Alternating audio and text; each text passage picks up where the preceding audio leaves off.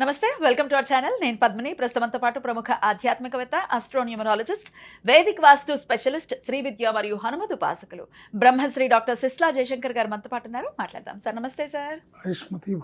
Sir, వాస్తు రిలేటెడ్గా ఏ దిశలో ఏమేమి ఉండాలి అనేది, ఏ దిక్కున పర్టికులర్గా ఎలా దాన్ని ఉంచుకోవాలి అనేది చాలా బ్యూటిఫుల్గా మీరు ఎక్స్ప్లెయిన్ చేస్తున్నారు.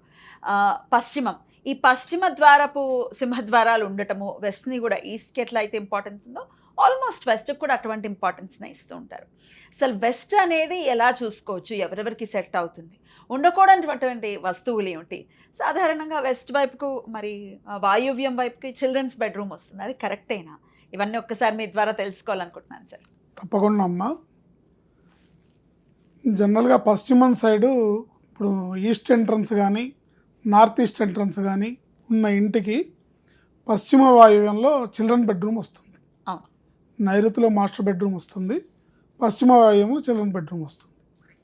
ఒకవేళ వెస్ట్ ఎంట్రన్స్ అయితే కనుక పశ్చిమ వాయువ్యంలో సిట్అవుట్ లాంటిది వస్తుంది, హాల్, చిన్న హాల్ లాంటిది. సో ముఖ్యంగా చూసుకుంటే కనుక చిల్డ్రన్ బెడ్రూమ్ ఉన్న ప్లేస్లో దోషాలు ఉంటే కనుక, అంటే తెలిసి తెలియని దోషాలు అంటే చూడడానికి బాగానే ఉంటుంది, బట్ అక్కడ తెలిసి తెలియని దోషాలు ఉంటే కనుక ఆ దోషం పిల్లల ఎదుగుదల మీద, పిల్లల విద్యాభ్యాసం మీద, వాళ్ళ నాలెడ్జ్ మీద, వాళ్ళ ప్రవర్తన మీద, వాళ్ళ తీరుతెన్నుల మీద పడుతుంది. అందువల్ల ఏ ఇంట్లో అయితే పిల్లలు బాగా మొండిగా తయారవుతున్నారు, చెప్పిన మాట వినడం లేదు, సరిగ్గా చదువుకోవడం లేదు, ఎంతసేపు ఆటల మీదే మక్కువ చూపిస్తున్నారు, పిలిచి కూర్చోబెడితే కూడా ఎదురు తిరుగుతున్నారు, అబ్బా ఊరుకో అమ్మ అంటున్నారు. ఏంటి సార్, ఇవి అన్ని ఇళ్లలో ఉన్న విషయాలే కదా? ఉంటాయి, అన్ని ఇళ్లలో ఇదే కంప్లైంట్స్. అన్ని ఇళ్లలో ఇవి ఉంటాయి.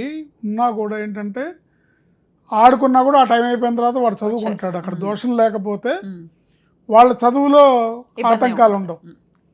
కానీ తరచుగా పిల్లల చదువులో ఆటంకాలు ఏర్పడినా, వాళ్ళ ప్రవర్తన వలన ఆటంకాలు ఏర్పడినా, తరచుగా వాళ్ళు ఫోన్ చూడడంలో ఎక్కువగా టైంను వృధా చేస్తూ ఎడ్యుకేషన్ని నెగ్లెక్ట్ చేసినా కూడా ఇవన్నీ వాయువ్య దోషాల కింద చూసుకోవచ్చు మనం.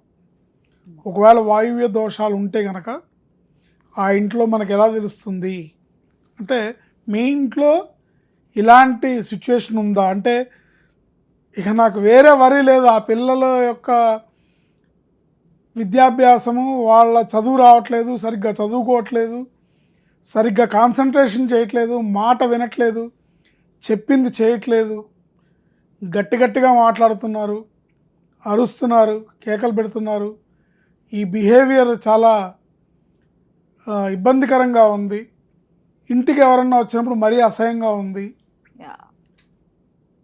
అన్నప్పుడు మీరు వాయువ్యంలో దోషాలను నివృత్తి చేయడానికి ఎనర్జీ వాస్తు ట్రీట్మెంట్ బాగా ఉపయోగపడుతుంది.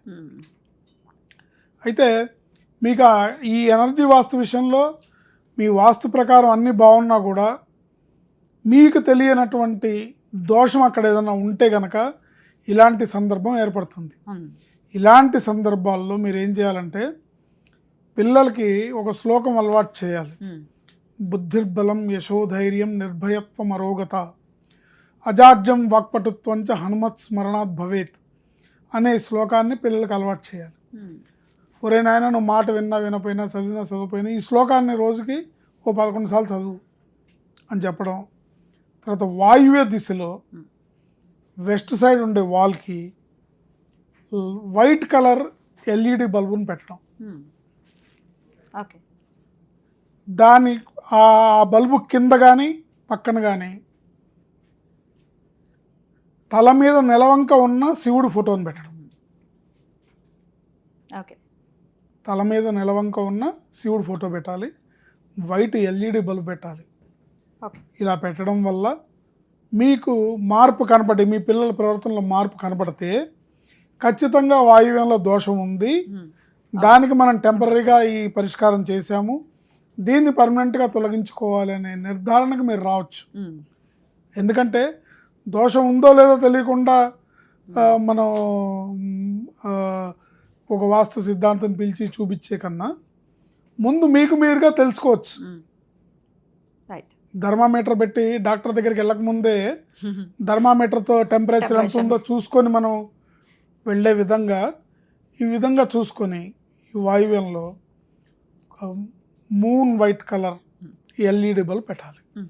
వైట్ అంటే మామూలు బల్బ్ అయితే ఏమవుతుందంటే అది వెలిగినప్పుడు మళ్ళీ రెడ్ కలర్లో వస్తుంది. అది కాదు. నైట్ బల్బు మీరు కొనేటప్పుడు అది వైట్గా కనబడుతుంది, కానీ అది మీరు ప్లగ్లో హోల్డర్లో పెట్టి స్విచ్ చేస్తే డిమ్ లైట్ వస్తుంది రెడ్ కలర్లో. అది కాదు, వైట్ కలర్ కాంతే రావాలి. ఎల్ఈడి బల్బు అది పెట్టాలి. పెట్టి తలపైన నెలవంక ఉన్న చంద్రుడి ఫోటోని అక్కడ పెట్టి పిల్లలకి శ్లోకం చెప్పి ఈ 3 పనులు చేస్తూ ఒక 21 days అబ్జర్వ్ చేయండి. పిల్లల చదువు ఎలా ఉంది, వాళ్ళ బిహేవియర్ ఎలా ఉంది, వాళ్ళ ప్రవర్తనలో మార్పు వచ్చిందా, కొంచెం అన్నా ఒక పని చెప్పంగానే ఓకే మమ్మీ అని చేస్తున్నాడా లేదా, లేదా లేదు మమ్మీ నేను ఆడుకోవడానికి పోవాలని బుకాయించి వెళ్ళిపోతున్నాడా, స్నేహితులతో తిరగడానికి వెళ్ళిపోతున్నాడా. ముఖ్యంగా ఈ రోజుల్లో ఒకప్పుడు ఆడపిల్లలు బుద్ధిమంతులుగా ఉండేవాళ్ళు, మగపిల్లలు బాగా అల్లరి చేసేవాళ్ళు. కానీ ఇప్పుడు ఆడపిల్లలు ఎక్కువ అల్లరి చేస్తున్నారు. రోల్స్ రివర్స్ అయినాయి. ఆడపిల్లలు ఇంట్లో గట్టిగా మాట్లాడడము, తల్లిని ఎదిరించి మాట్లాడడము, తండ్రితో గారాభంగా మాట్లాడి తండ్రి ఏమనలేడు. తల్లి దగ్గర మటుకు ఊరుకో మమ్మీ నీకేం తెలీదు, నీవే మాటలు ప్రతి ఇంట్లో వింటూ ఉన్నాం మనం. ఒకప్పటిలాగా పరిస్థితి లేదు కనుక ఈ విధమైన వాయువ్య దోషం ఉన్నట్టయితే పిల్లల ప్రవర్తన మీద, వాళ్ళ విద్యాబుద్ధుల మీద ఎఫెక్ట్ చూపిస్తుంది. రైట్. అయితే పిల్లలంతా లేరండి, పిల్లల స్టోరీ అయిపోయింది మా లైఫ్స్లో. అయినప్పటికీ వాయువ్యం మా జీవితాల మీద ఎటువంటి ప్రభావం చూపిస్తుంది అని అంటే? ఎటువంటి ప్రభావం చూపిస్తుంది అంటే ఫైనాన్స్ మీద, రొటేషన్ మీద, బిజినెస్ మీద చూపిస్తుంది. డబ్బుల వ్యవహారం ఖచ్చితంగా మనీ ఫ్లో ఆగుతుంది వాయువ్యంలో దోషం ఉంటే. ముఖ్యంగా వ్యాపారస్తులకి మనీ ఫ్లో చాలా టఫ్గా ఉంటుంది. అలాంటి వాళ్ళు కూడా ఈ పని చేస్తున్నట్టయితే తెల్ల బల్బు పెట్టడం, నెలవంక ఉన్న చంద్రుడి ఫోటో, నెలవంక ఉన్న శివుడు ఫోటో పెట్టడం, తద్వారా మీకు అక్కడ రిలీఫ్ వస్తుంది, మార్పు కనపడితే అక్కడ పర్మనెంట్గా మనం ట్రీట్మెంట్ చేయాలి. ఎటువంటి ట్రీట్మెంట్స్ ఉంటాయి సార్? ఎనర్జీ వాస్తు అంటే ఏంటి అసలు? దాంట్లో డిఫరెంట్ మెటీరియల్స్తోని అక్కడ ఎటువంటి కూలగొట్టకుండా, పడగొట్టకుండా, అంటే ఈ తలుపు తీసి ఇటు పెట్టు, ఆ కిటికీ తీసి ఇటు పెట్టు, ఇలాంటి పనులు లేకుండా అక్కడ ఉన్న ప్లేస్ని కొన్ని యంత్రాలతో, కొన్ని రకాల విలువైన వస్తువులతో అక్కడ ట్రీట్మెంట్ చేయడం ద్వారా పర్మనెంట్గా, అది మీ అద్దిల్లైనా మీరు ఎన్నాళ్ళు ఉంటారో అన్నాళ్ళు అక్కడ బాగుండాలి.